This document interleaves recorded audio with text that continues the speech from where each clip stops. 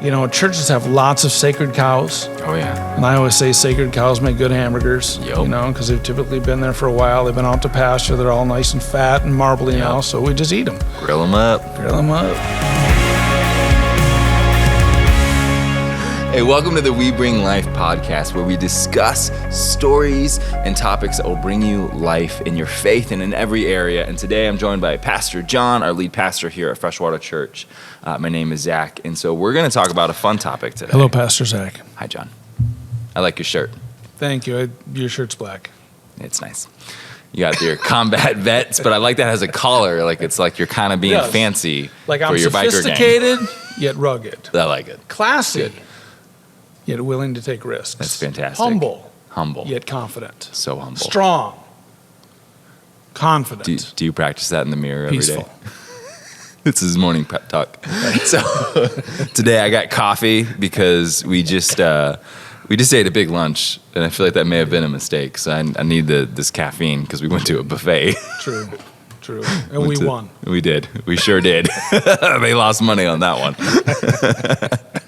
All right, so we're talking about leadership in the church and the nonprofit world today, which this is definitely your wheelhouse, your area of expertise for a number of reasons. One, your doctorate is in leading larger organizations, and then you also have almost 30 years of experience in leading in the church nonprofit setting. You lead here at Freshwater. You also lead IMF.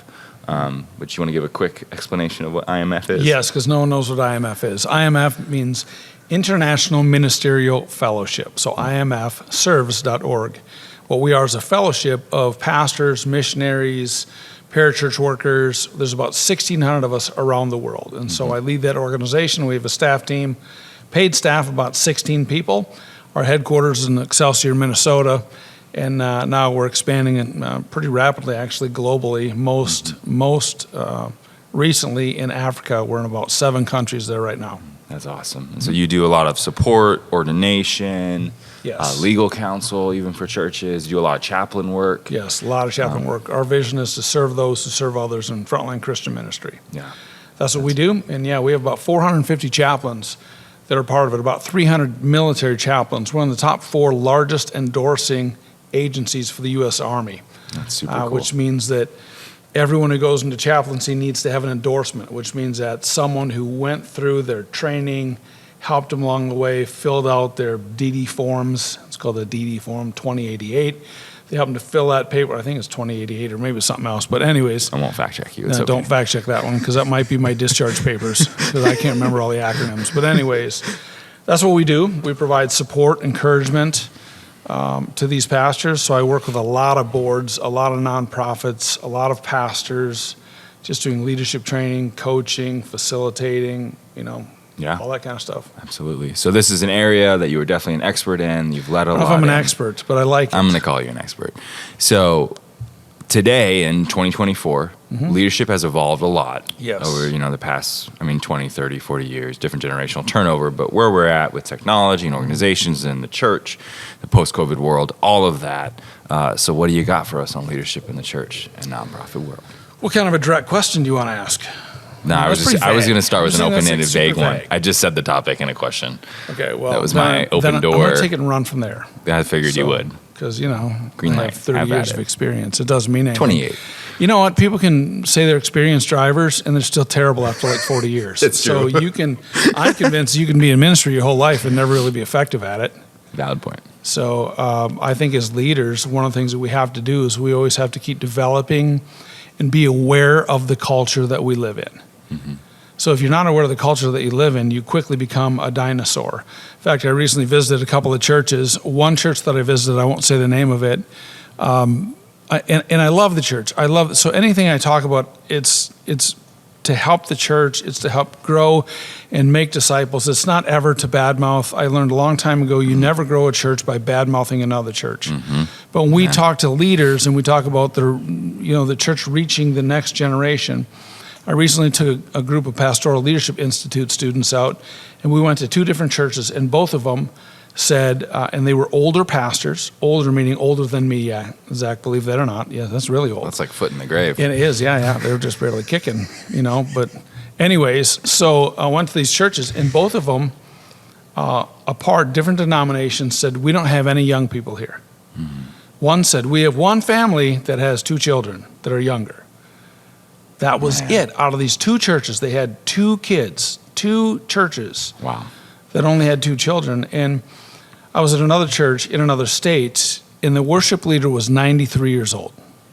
Wow. And I was impressed that he was up there. He had to Yeah. get help stepping up. It was one step onto the low platform. It's a very historic church, wonderful church. The pastor was in his 70s, Man. and Kathy and I, in our 50s, were the youngest people there. Wow. And the pastor stood up and said, we need to figure out how to reach young people. And about 50 things came to mind when I was sitting there, because everything in the church screamed, we were relevant in 1968. Yeah. And because they got stuck. They got stuck using the same songs, the same music, the same dress code, the same program, or lack of program, the same. It was like just a true time capsule. And really, the church isn't about me, and it's not about you. It's about how we can reach the next generation. And so many leaders think, oh, if I just take care of my people. Well, they're not really your people first and foremost, they're God's. Yep. But why are we just looking what's within our walls? And the church has become irrelevant, not because God is irrelevant, but because the church has stopped reaching people who need Jesus. And the interesting thing is Gen Z or millennial, not millennials, but Gen Z, you're millennial. Yep. So it's after you, Zach. Yeah, we get to start complaining about There's the next another generation. generation. Not mine. That generation is hungry for God and skeptical of the church. But they're more hungry for God than millennials, and far more so than Gen Xers like myself. They're hungry for God and skeptical of the church. And so we have to say, why is that? We have to dig into that question and say, why are they skeptical of the church? And this all goes back again to leadership. It's why are they skeptical of the church? And so you do some research, you look up, you go to places like Barna, other great organizations that compile a lot of this data and help us to put it together. But they would say, yeah, the church is definitely dated. A lot of them would say that. And here, I did find some research. This is one of the top, let me just give you some of the top reasons why people want to go to a church, if I can find it here. I do actually have notes today. Normally I don't. I'm impressed. But I took some notes out. Here's what people are looking for. It says, this is out of a Barna report called Making Space for Church Visitors. The question is, imagine sitting in a Christian church. Which of the following would you be most likely to feel? So it's, how do people feel? Well, Christians and non-Christians, most likely, they want to feel peaceful. They want to feel a connectedness to God. They want to feel hopeful, welcomed, and safe. Those are all almost equal, whether it's Christian or non-Christian people answering the question. They want to feel comforted, joyful, connected to others, at home, valued, included, and in awe. 16% of the respondents said they want to feel in awe. So that's what people are looking for. They're looking for a sense of community. So the question is, how as a leader can you create an environment that is conducive to what people need? So how do we do that? That's a great question. I was asking you, how do we do that? You're supposed to be the expert, so I thought you were going to tell me. You're such an expert, you come up with your own questions to answer. But Okay. that's a great question, because that's the challenge. I mean, like what you're saying is that you have to be aware of the culture that you're in. You have to stay relevant and keep reaching young people as a church to push into those generations and looking at the younger generation and what they want. And that's, I mean, that those answers you just read, that's a collective kind of age thing. But when you look at that generation, like, yeah, they're searching for a sense of hope, to be connected to God and to others, to be in awe, for the spiritual, the sacred to be real and not just a social club. Right. They want to be a part of something. Yeah. And unintentionally, many churches exclude people before they even invite them in. They put up barriers, whether it's a cultural barrier, you don't look like us, you don't act like us, you maybe you're from a different socioeconomic status than we are. And so we automatically shut people out, or we judge them. And people feel judged all the time. A church isn't a place where people should feel judged. Non-Christians primarily think in terms of God's wrath and then his grace. But we have that backwards. We should think primarily in terms of God's grace. Yeah. And God's wrath means that he is a holy and just God, and he wants what's best for us. And sin is not what's best for us. So he doesn't want us to sin because he knows what's best for us. Yeah. But non-Christians think the church is all about wrath. Like, God's going to condemn me. God's going to strike me dead when I walk in the doors of a church. God hates me for what I've done. No, that's not it. We should lead with God loves you unconditionally. You were created by him, and he loves you. Yep. So first and foremost, we lead with God's grace. Second is this is what God says, this is the best way for us to live. And then we point out the truth and say you can have a beautiful life if you understand that you're walking with God, fulfilling God's plans for you, his purpose, and that's where you're going to find peace. But in many churches, we lead with this condemnation, shame, guilt, and honestly, the Gen Z, that's something that dissuades them from walking through the doors of a church. Now, let's bring that back to leadership. What is it, in my opinion here, that I think that you need to do as a leader in a Christian community in order to reach people for Christ? So what do we do? That's a good question. How do we act? How do we respond? So I jotted down a couple of things. One is a leader has to have integrity. People can sniff out a fake. Yep. And as Zach, you and I had this conversation at one point. We talked about even when you came into ministry or when I came into ministry, a leader always led with like authority. It was command, control, authority. Yep. And that has changed. Yep. In the 30 years since I've been pastoring, not quite 30 years. 20, you could round it up. Take 28. Basically half a century. Whatever. So, it's a long time now. So now we don't lead with this command and control and you will respect me. That's kind of the military type leadership where you're an officer, you're in for 2 weeks, and some staff sergeant who's been in for 20 years is supposed to respect your judgment. That's all given leadership, like it's the title. In a church, that does not work. If you go around demanding, you will respect me because I have the title of a pastor, you're going to turn people off right away.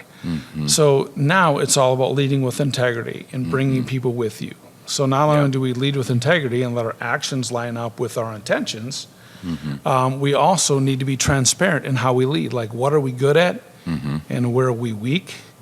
What do we struggle with? People don't just want to hear how wonderful the pastor is. Really, that's like shining the spotlight on yourself, and you should always shine the spotlight on Jesus. That's not to say that you're always terrible at everything, but it's to say that by God's grace, you were able to succeed in this, or by God's grace, he helped you overcome this or go through this. So leaders have to be transparent. So it's having integrity in how you lead people. It's also being transparent. Third is having a servant heart. People are not a tool to be used. We should come alongside of people and love them and care about them and serve them. You think about it, when Jesus washed his disciples' feet, he washed Judas' feet. Absolutely. And that always blows me away because he knew who was going to betray him. He knew what Peter would say, yet he chose to be a servant. This wasn't compromising, his integrity. He just put on the towel of a servant. And as Christian leaders, we need to model this. And that John 13 passage, Jesus washing the disciples' feet, for years, that's always been such a vivid picture to me of having a servant heart and servant leadership. Because what you're saying is that Jesus washed Judas's feet. And if you read the story, he does that, and then he sits down and actually calls Judas out that he's about to betray him. So Jesus knew. And I would say, of course, being his divine nature, like he knew that, but he did that. And how many of us as leaders would be like, okay, I'm going to kick Judas out first, then I'm going to wash the feet of the faithful ones that I know are going to stay in it. But Jesus didn't do it that way. He really humbled himself and washed even Judas's feet, the feet that he was about to go use to betray him and send him to the cross. I think that a thriving church, I'll just say a thriving church is often a very messy church. Messy because you've got people from all ages, races, backgrounds, Yeah. And it's kind of this, you come as you are. So you've got, whether you have tattoos or no tattoos or done time or previous addiction or current addiction, when you're showing the love of Christ, it's messy. Mm-hmm. It's kind of it's just messy, and that's where the church thrives. Yep. Where the church dies is when it tries to pretend to be all polished. Mm-hmm. So if the church is all polished, if we kick out all the sinners, well, there's not going to be anybody left in the church, Yep. including the pastor, mind Yep. you. So, so servant heart. Here's another one for leadership: is you need to have sustainable systems. Well, pastors, by and far, most of them don't understand what a sustainable system is. Because when you have a pastor's heart, you shepherd people, you care about them, you empathize with them, you minister to them. But there's the business side of the church, if you will. Yep. And that's not the bad side. Jesus had a treasurer with them. He had, they paid their a good point. taxes, they got food. That's the other side of the church. And you need to have sustainable systems. Mm-hmm. Just like in your house, you've got an HVAC system that takes care of your temperature. You've got an electrical system for your power needs. Mm-hmm. You have water so that you have drainage, water coming in, water going out. All of those are systems. Yep. In a church, you need to have sustainable systems so that when someone, maybe the easiest way to explain this is a job description. Mm-hmm. Like you have your guests or your first impressions team. Yep. That's a system. That's how you welcome people into the church. You have a worship team. That's another system. And how do you encourage and lead people in worship? Mm-hmm. You have a missions system. It's how do you sustainably fund missionaries around the world? You have your leadership development pipeline. That's how do you develop leaders into the church? A system also includes your language. So a language as in, if you're a coach, we use the terms here, which you're familiar with. You're an individual, you're a volunteer, you're a leader, you're a coach, a director, or a pastor. Yep. Those are the levels that we have. Mm-hmm. And we use that same language from youth ministry to children's ministry to first impressions. That's a system. Yep. So every ministry doesn't have their own language. That causes enormous confusion, especially if you're trying to grow a church. Mm-hmm. For small churches, it's all about relationships. But as you get beyond the 80-person church, you Yep. need to have sustainable systems. Mm-hmm. So Yeah. that's important. Yeah, and really what I see in that, as you're describing these different systems and language, is really that's intentionality. That Yes. as you grow and as you lead in a church or a nonprofit setting, that to keep growing and to keep reaching people, you have to be intentional with what Right. you're doing to be able to multiply it, to raise Right. up leaders, like we're saying Mm-hmm. with our language, that we have that consistency. Mm-hmm. And that's such an important part. Yeah, they used to say that every organization, whether business, church, or whatever, whenever you grew by 30%, you had to rethink how you did management. Mm-hmm. So you had to restructure all your management teams. I would say now that whenever you grow by 15%, you need to rethink that. Mm-hmm. It's faster now. So it used to be 30%, that was the gold standard. Like you grow by 30%, you need to change. Now it's 15%. And I will add that it goes both ways. In other words, if you grow by 30%, you need to rethink, or 15% now, you need to rethink your systems and structures. Yeah. And if you decrease in attendance by 15%, you need to rethink your systems and structures. Mm-hmm. I've done much consulting with churches that have gone from pre-pandemic, they might be 500, 300, whatever. Post-pandemic, they're down 40%. They're still trying to keep the same staff going, doing the same thing.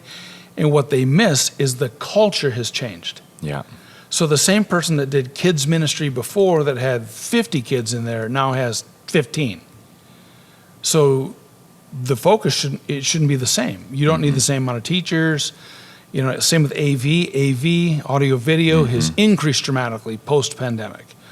Many churches still can't seem to find a budget for that. When really that ship sailed already. Like that's gone. So you need to rethink whether you go up or down. It's basically sizing the congregation and staffing it appropriately. And it's not all paid staff. Mm-hmm. I remember I hear pastors oftentimes tell me, if I had all your staff, I could do all kinds of stuff. I'm like, yeah. We started with me and Kathy, and we were lucky if we had like 3 other couples that joined the church. So Yep. we started with nothing. The biggest most advantageous thing a pastor can do is treat your volunteers as volunteer staff. Like treat them as your staff team. Yep. Yes, things might go a little bit slower, but include them in the process. They want to be included in it. Doesn't matter if they're paid or not. Like at Freshwater, we treat all of our volunteers as they are part of our team. Yeah. They wear the same shirts as our staff does. We give them name tags, and it says right on there, volunteer, director, coach, like so they can be readily identifiable. Yep. But so we've always had to adjust our systems, which has been challenging. Yeah, absolutely. But if you're not looking at it, pastors miss this. Yeah, and I would really, it's something I've been thinking and reading and hearing a lot lately, is I would call that dignity, that we give those volunteers dignity in what they're doing and treating them truly like a staff member. Correct. And that dignifies and gives weight and honor to what they're doing. Because I think in the leadership realm, when it comes to being in a church and a nonprofit, I would never say it really this bluntly, but I'm going to, that we have this layer of, we want people to come and partake, but also to donate, to tithe, to give, to fund it, and then to volunteer to work for us for free. Like that's a whole nother added layer. It's not like it's a company where like, okay, you're struggling just to have employees that you're paying to be there. We really need people to pay to be here and to pay to work for us. Like that's, I mean, it's crass, but that's really the struggle of it. And I think that dignity piece of what you're saying, the way you're portraying that, is a key to it. Right. In honoring people. Right.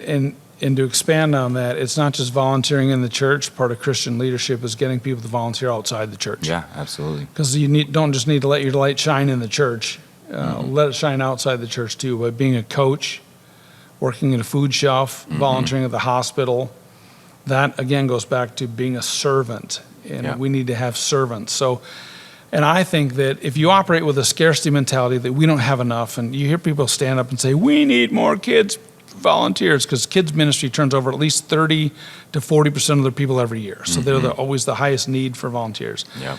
And sometimes people stand up and go, we need you, that's begging. Yeah. And that's operating out of scarcity. So we should operate out of abundance, that, hey, God has given us this many kids. It's a joy and a privilege to serve them. If you want to be a part of this amazing team, let me know. Yeah, absolutely. And then people go, wow, that's pretty cool. God's grown that ministry and they need help. I can see that. Yep. And it's getting people in their area of giftedness too. Because some people should not work with kids. Like they're just, they're angry, ornery, don't like kids. That's where you get this stereotypical old church lady. The one's like, you calm down, you sit down. Yeah. Like you don't want that. Just like you don't want to force an introvert to be a greeter at the door. They're just going to stand there and cry. Like that. What kind of a greeter is that?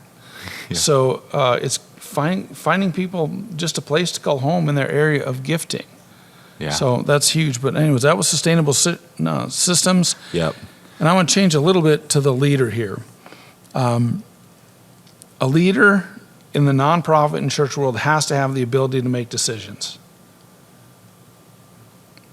That is because many, like churches, we all have good hearts. We want to help people. We care about them. But sometimes you have to make a decision that will offend people. And whenever you're leading, it means that people will either like it or not like it. Yeah. You really don't have a choice. But by not making a decision, you really made a decision. And I've seen many churches get stagnant because either one of the donors says, if you do this, I'm not going to give anymore. Or they say, you know what, if you do this, I'm not going to serve anymore. Or if you don't do this, this will happen. But when you're leading a church or a nonprofit, you have to make decisions. And you have to be okay that some people aren't going to be okay with it. Yeah. That's just a fact. And in a larger organization, there's always, and actually in every church, there's always low-level grumbling about various things. I don't like this, or I don't like that, or he said, she said. There's always low-level grumbling. That's humanity. Humanity is all about grumbling. But a leader needs to discern what's low-level grumbling and what's a real issue that needs to be addressed. And then you have to present a solution. You have to somehow solve it and lead. Yeah. So what advice would you give to someone that needs to make some decisions? Because we open by saying how leadership has changed, that it's not this command and control, just be the dominant leader, this is what we're doing. It is this whole different integrity, transparency, servant heart, but you still have to make decisions. Right. So don't make decisions in isolation or in an echo chamber.